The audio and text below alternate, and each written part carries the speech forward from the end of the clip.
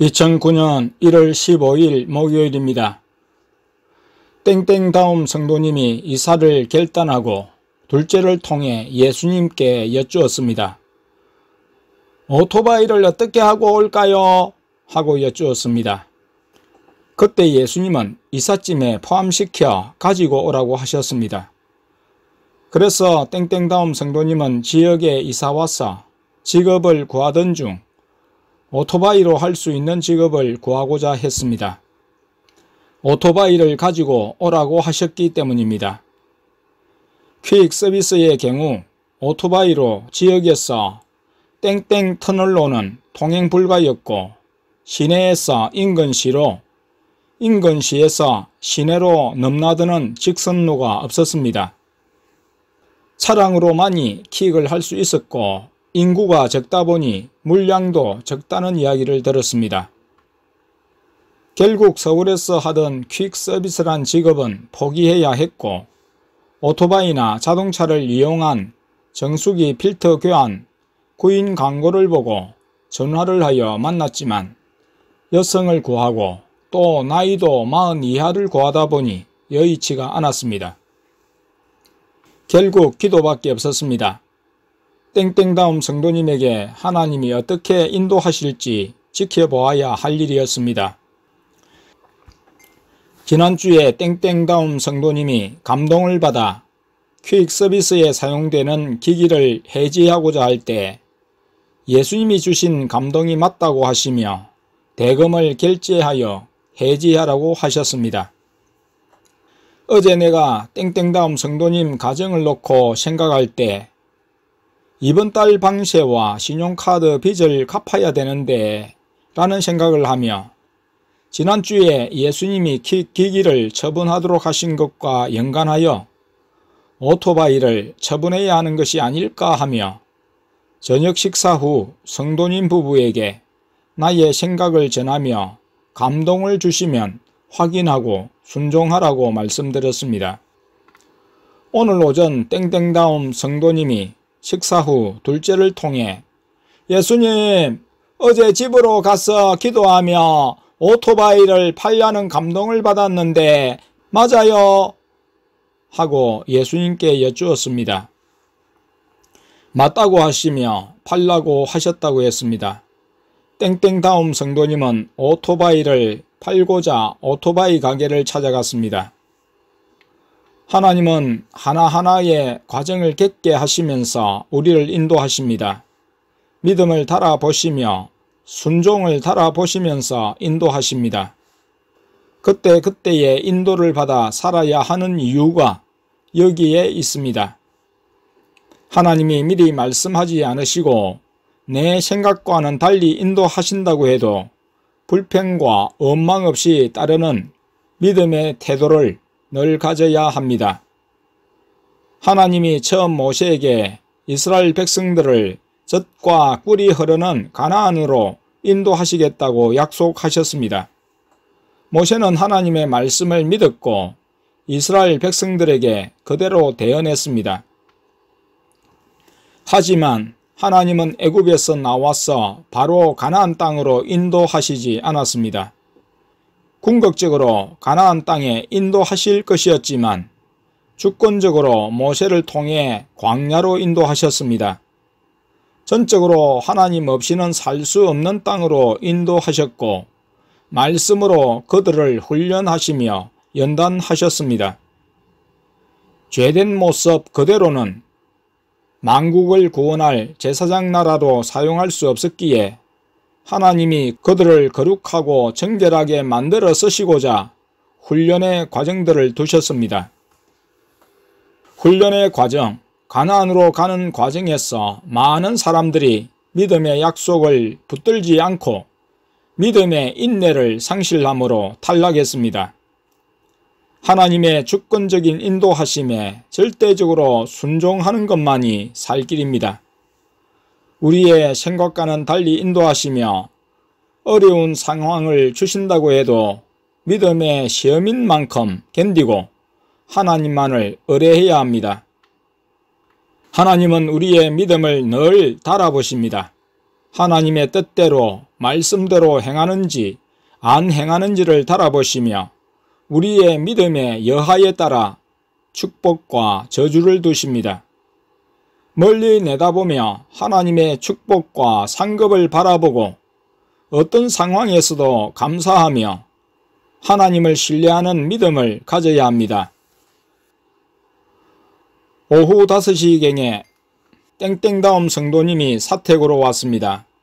어느 장소에서 어느 버스를 타야 시내에 빨리 가는지를 몰라 시내를 돌다가 중간에서 갈아타고 시청을 갔다 왔다고 했습니다.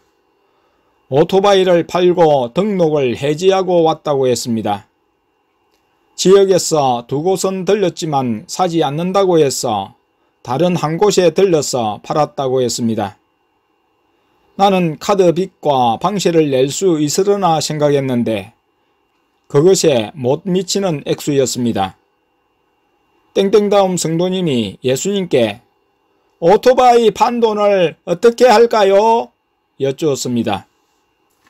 앞서 막내를 통해 여쭈었을 땐 가지고 있으라고 하셨습니다. 둘째를 통해 다시 땡땡다움 성도님이 오토바이 판 대금을 어떻게 할까요? 하고 다시 여쭈었습니다. 말씀을 안 하시다가 조금 후 예수님이 절반을 내어놓고 절반은 방세를 내라고 하셨습니다. 땡땡다움 성도님은 절반을 예수님께 내어드렸습니다. 예수님께서는 다른 절반을 받으시고는 둘째를 통해 다시 얼마를 성도님에게 주셨습니다. 성도님이 예수님이 주시는 돈을 받고는 이것으로 무엇을 할까요? 여쭈었는데 예수님은 알아서 쓰라고 하셨습니다. 나머지는 나에게 보관하라며 주셨습니다. 아내가 예수님께 카드 빚 갚아야 하는 것 아시죠? 해도 예수님은 아무 말씀을 하지 않으셨습니다. 인간적으로 보면 모자라는 돈이고 모아두었다가 돈이 더 생기면 보태서 카드 빚을 빨리 갚아야 하지만 예수님이 하시는 일이므로 지켜볼 뿐이었습니다. 땡땡다움 성도님 부부는 모든 물건을 주님께 내어드리고 있었습니다. 우리의 본을 따라 믿음으로 순종하고 있었습니다.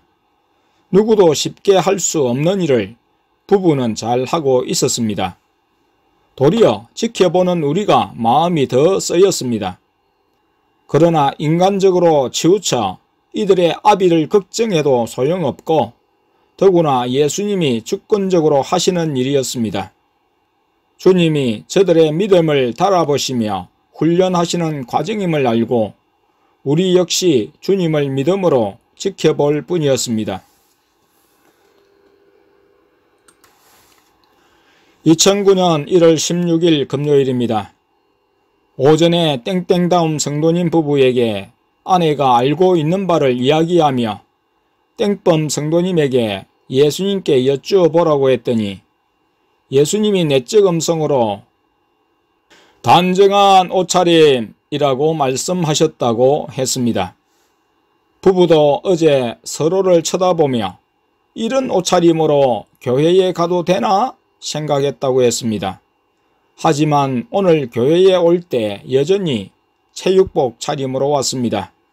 깨달은 바를 이야기하니 받아들였습니다. 예배를 드릴 때를 제외하고 양복을 입을 필요는 없지만 교회에 올 때는 예의를 갖춘 평상복 차림을 하고 올 것을 말해 주었습니다. 하나님 앞에서 정결한 마음과 몸으로 단장할 필요가 있었습니다. 교회에서 생활하거나 교회에 올 때는 단정하고 깨끗한 옷차림을 해야 마땅했습니다. 2009년 1월 16일 금요일입니다. 오후에 거제 땡 목사님 가족 4명이 엊그제 예고한 대로 교회에 왔습니다. 쌀 한 포대도 들고 왔습니다. 예수님이 딸을 통해서 초원교회에 가서 1박하고 온다고 하셨기 때문입니다.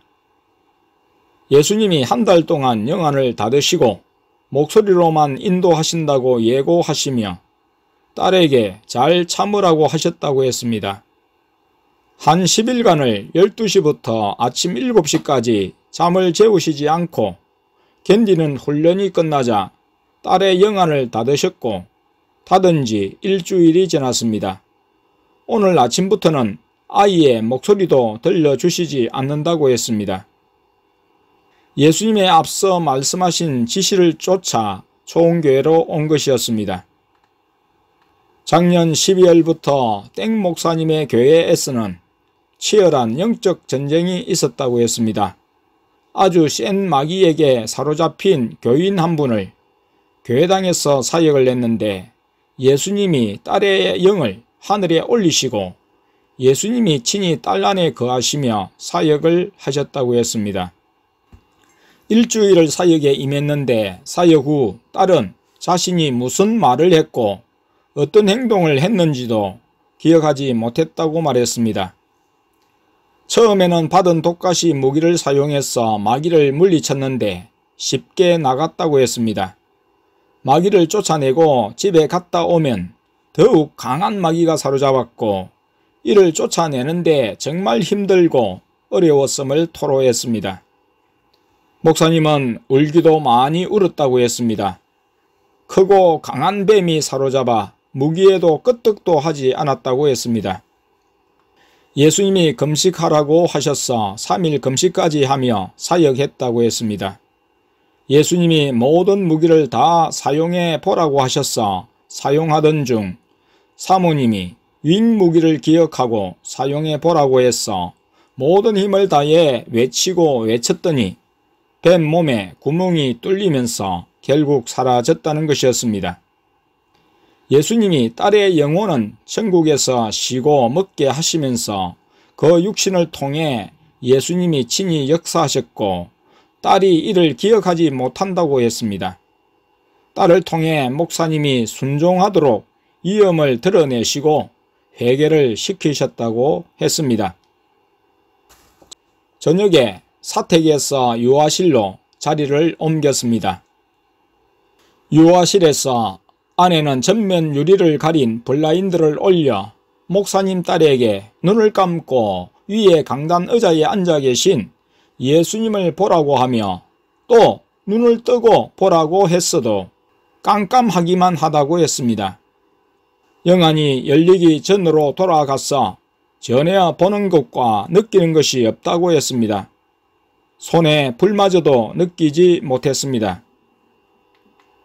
자녀들은 자게 하셨지만 어른들 곧 나와 아내 땡 목사님과 사모님 땡땡다움 성도님과 땡범 성도님 그리고 밤에 집에 갔다가 교회로 돌아온 땡엄 형제님 이렇게 유아실에서 밤을 새워야 했습니다. 자라고 하시기 전까지 영적인 대화를 해야 했습니다. 아침 7시가 되어서야 잠자리에 들었습니다. 땡 목사님의 아들은 신기하게도 혼자 예배당에 머물며 자리를 지켰는데 아침 6시 40분경에야 고개를 숙이다가 뒤 벽으로 머리가 넘어가면서 잠이 들었습니다. 아들은 정신지체 장애를 가지고 있는데 가족 외에 다른 사람들과 접촉을 피했기 때문입니다. 추운 교회당에서 몇 시간을 서서 우리를 보면 웃으며 얼굴을 돌리며 숨다가 안쓰러워 나중에 의자를 갖다주고 난로를 피우자 의자에 앉아서 불을 쬐며 한자리에 그대로 있으면서 참았습니다. 집에서는 11시만 되면 잠자리에 들었던 아들이었는데 목사님과 사모님도 신기하다며 대견해 했습니다. 거제에서 가족이 훈련을 받을 때 언제나 아들은 열애였는데 오늘 초원교회에 와서는 잠을 같이 자지 못하며 훈련을 받는 것 같았습니다.